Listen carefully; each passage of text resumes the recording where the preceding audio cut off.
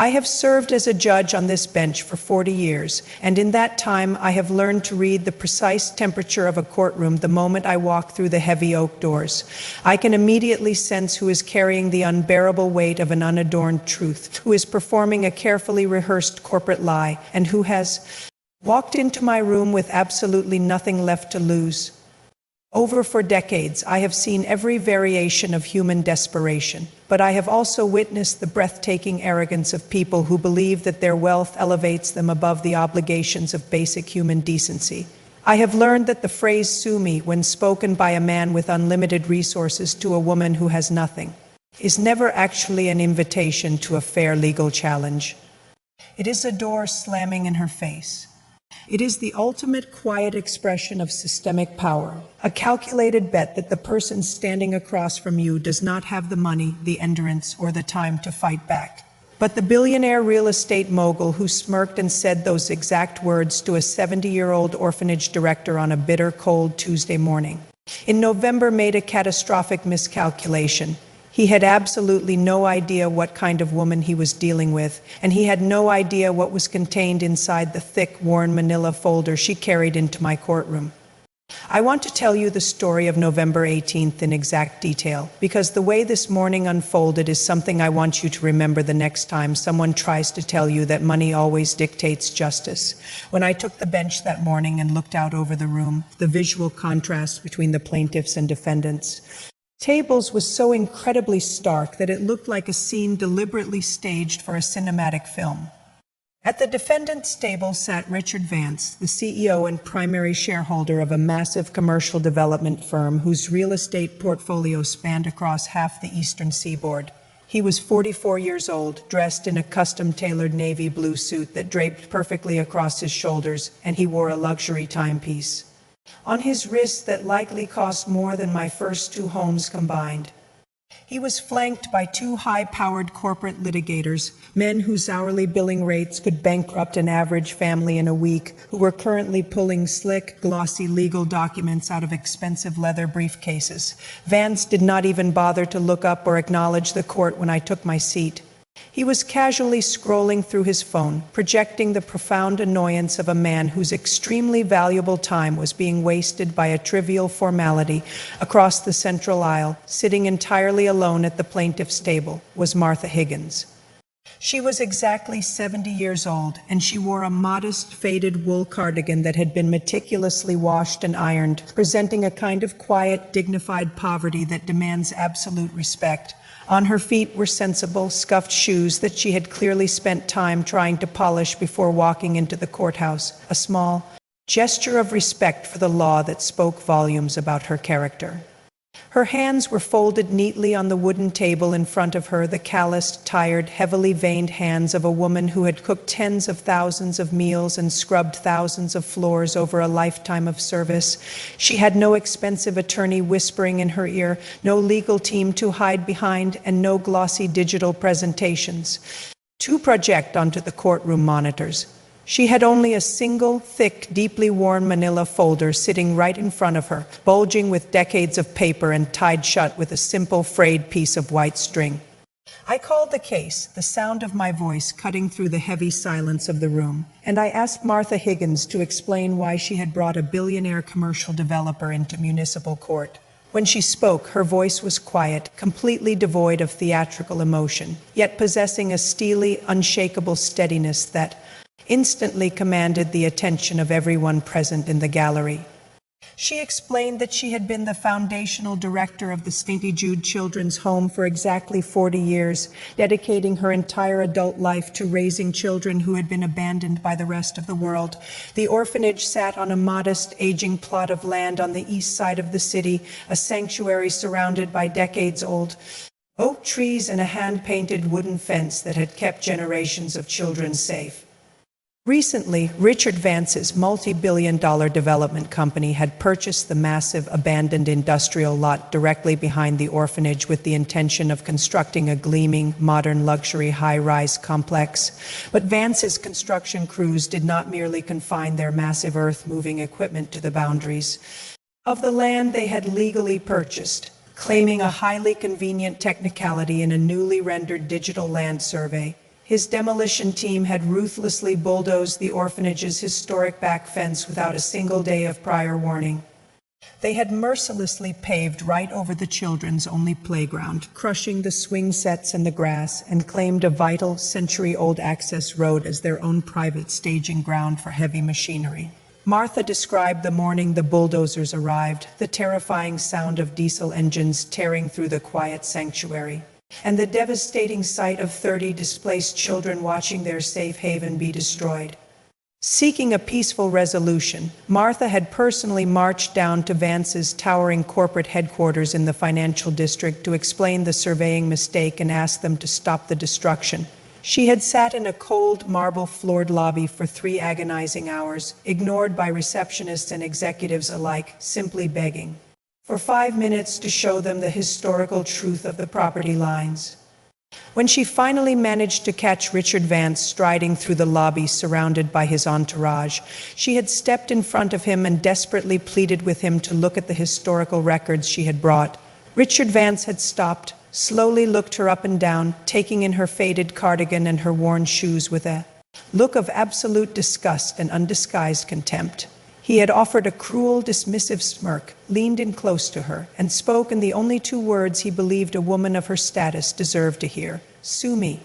So, drawing on a well of quiet endurance that Vance could not possibly comprehend, she did exactly that. She drove straight to the courthouse, paid the filing fee from her own meager savings, and initiated this claim. The moment Martha finished speaking, Vance's lead corporate attorney shot to his feet, presenting himself as polished, supremely arrogant, and entirely ready to overwhelm this elderly woman with a tidal wave of legal jargon. He aggressively presented a brand new, digitally rendered topographical survey, flashing high-resolution graphics on the courtroom monitors that supposedly proved Vance's absolute right to the disputed land.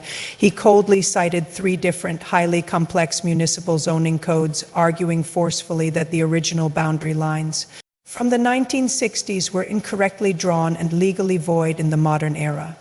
He argued that from a strictly legal perspective, the children's playground and the access road belonged unconditionally to the Vance Corporation, and that the orphanage had been unlawfully occupying it for decades. He concluded his lengthy, condescending monologue by stating that while it was certainly unfortunate that the orphans had lost their play area, the unstoppable march of urban progress could not be halted for mere sentimental reasons. It was a flawless, ruthless, clinically detached legal argument designed to suffocate morality under the crushing weight of corporate technicalities, and Vance sat back looking incredibly pleased with his expensive investment.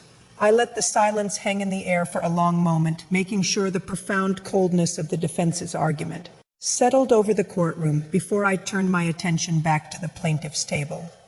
I looked directly at Martha Higgins, the woman who had spent 40 years giving everything she had to children who had nothing, and I told her that she now had the floor to respond. Martha did not attempt to argue the intricacies of modern municipal zoning codes, nor did she raise her voice or show a single trace of the anger that would have been entirely justified. She simply reached out with her calloused hands, slowly untied the frayed white string on her worn manila folder, and began the systematic, devastating destruction of a billionaire's legal defense. She methodically pulled out original, carbon-copied property deeds dating all the way back to 1982, documents that explicitly and undeniably proved the exact historical dimensions of the land grant given to the orphanage. She handled each document with the utmost reverence, pulling them from protective plastic sleeves that had kept them safe from the ravages of time, dust, and careless hands for 4 decades. Next, she produced a hand-signed, officially stamped letter from a prominent city councilman in 1994, permanently reaffirming the orphanage's absolute, irrevocable legal right to the specific access road Vance had claimed. And then, with a quiet, unrelenting precision that took my breath away, she laid out exactly 40 years of flawlessly organized, consecutively dated municipal property tax receipts. These receipts definitively proved that the St. Jude Children's Home had continuously maintained and paid the government taxes for that specific square footage of playground every single year without a single missed payment. Every piece of paper was perfectly preserved. Every document was flawlessly organized in chronological order. representing thousands of hours of unseen, unglamorous administrative sacrifice done late at night after the children were asleep. I watched the physical transformation of Vance's legal team. The arrogant attorney who had been lecturing the room minutes earlier suddenly looked incredibly pale, shifting uncomfortably in his expensive chair. They desperately tried to formulate an objection, flipping through their digital tablets and whispering frantically to one another, but they quickly realized they were completely paralyzed. You cannot object to 40 years of flawless, documented, undeniable truth. You cannot use a theoretical digital model to overwrite for decades of paid tax receipts and original government deeds. The truth, when it is unadorned and presented by someone with nothing left to hide behind, possesses a raw, unstoppable gravity that no amount of corporate wealth can easily dismiss. Richard Vance, however, fundamentally lacked the capacity to recognize when he was beaten, and the sudden realization that this elderly woman was humiliating. His elite lawyers shattered his carefully cultivated composure. He completely lost his patience, violently pushing his chair back and standing up abruptly, rudely interrupting his own expensive legal team in a shocking breach of courtroom decorum. He leaned heavily on the defendant's table, his face flushed with unadulterated entitlement, and glared directly up at the bench, attempting to assert his dominance over the entire proceeding. "Your Honor," he barked, his voice dripping with venom, "my time is worth $10,000 an hour, and we have provided the court with the most advanced, modern digital survey available." He pointed an accusatory finger at Martha, shouting, "If this woman cannot afford to hire a proper lawyer to read a modern plat map, that is absolutely not my problem to solve." "I practically own that entire city block now," he continued, completely unhinged, "and listening to ancient history about tax receipts is a profound and insulting waste of this court's valuable time." The entire courtroom went absolutely terrifyingly still. It was not just a quiet room, but the specific, heavy kind of silence where people involuntarily hold their breath, sensing that a line has been irrevocably crossed. I have looked at acoustic ceiling tiles and legal briefs for 40 years to maintain my composure, but in that precise moment I needed absolutely nothing to steady my resolve. I slowly took off my reading glasses, placed them deliberately on the wooden bench in front of me, and looked down from my elevated position directly into the center of Richard Vance's eyes. I let him feel the full, crushing weight of that silence for 5 agonizing seconds before I finally spoke, ensuring my voice carried into every corner of that spellbound room. I told him that I had sat on this bench for 4 long decades, presiding over thousands of disputes, and the greatest lesson I had learned is that true, enduring power is never, ever loud. I said, "Mr. Vance, you looked at a 70-year-old woman wearing a faded cardigan, and you cruelly told her to sue you because you fundamentally believed that phrase was an impenetrable shield. You thought your money was a towering fortress wall. You assumed that because she appeared to have nothing, she would simply cower, surrender, and disappear into the shadows. But you had absolutely no concept, no inkling whatsoever, of the magnitude of the woman you were dealing with, or the quiet, terrifying strength of someone who has spent her life fighting for others." I gestured respectfully toward the worn manila folder resting gently under Martha's calloused hands, ensuring the entire gallery focused their attention on that single powerful object. "This extraordinary woman," I continued, "has spent 40 years of her life raising broken, abandoned children that society forgot, stretching every single donated dollar just to keep the winter heat running. She meticulously kept those historical records with the absolute unyielding precision of a saint, precisely because she knew deep in her bones that one day a man exactly like you would arrive. She prepared for 40 years for the exact moment a man would walk into her life and attempt to steal what she had built, simply because his immense wealth convinced him that he could." I leaned forward, my gaze never leaving his trembling face. "Your newly purchased, expensive digital survey is nothing more than a convenient corporate fiction designed to facilitate your greed. Her 40 years of original paid tax receipts, her carbon-copied deeds, and her city council letters are the absolute, undeniable, and permanent truth of this matter." I did not hesitate for a fraction of a second longer. I picked up my gavel and ruled immediately and decisively in favor of the plaintiff, Martha Higgins, rejecting every single argument the defense had made. I explicitly ordered Richard Vance's multi-billion-dollar development company to immediately cease all construction operations and tear down their intrusive steel fencing by the end of the day. I commanded them to reconstruct the orphanage's destroyed playground to its exact original historical specifications, using the safest materials available, strictly at Vance's own personal expense. Furthermore, I set a non-negotiable deadline. The total restoration had to be completed within 48 hours, and I ordered Vance to cover every single penny of Martha's legal and filing fees. Richard Vance stood frozen at the defendant's table, entirely speechless, his face pale and drained. His towering, lifelong arrogance had completely and utterly evaporated under the crushing weight of actual justice. Martha Higgins did not gloat, nor did she even look in his direction.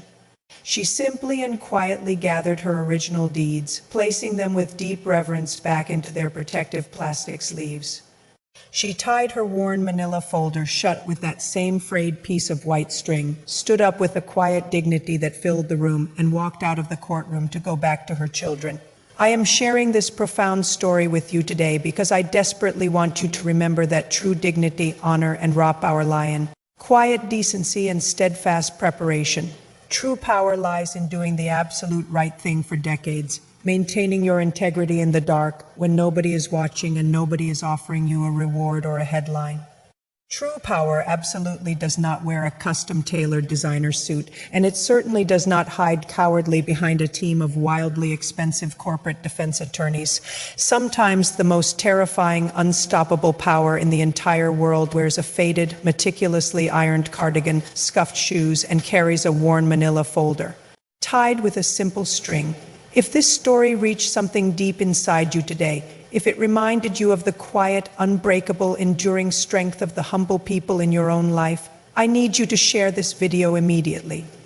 Subscribe to this channel right now because I have 40 years of incredible stories just like this one gathered from this bench, and I am nowhere near finished telling them to the world. And before you click away, leave me a comment down below. Tell me a story about a Martha in your own life, someone who embodies that quiet, unglamorous sacrifice and absolutely refuses to be bullied. Tell me their name, share their story with our community, and let us honor them together, because the people who fight silently in the dark are the ones who truly deserve to be recognized in the light.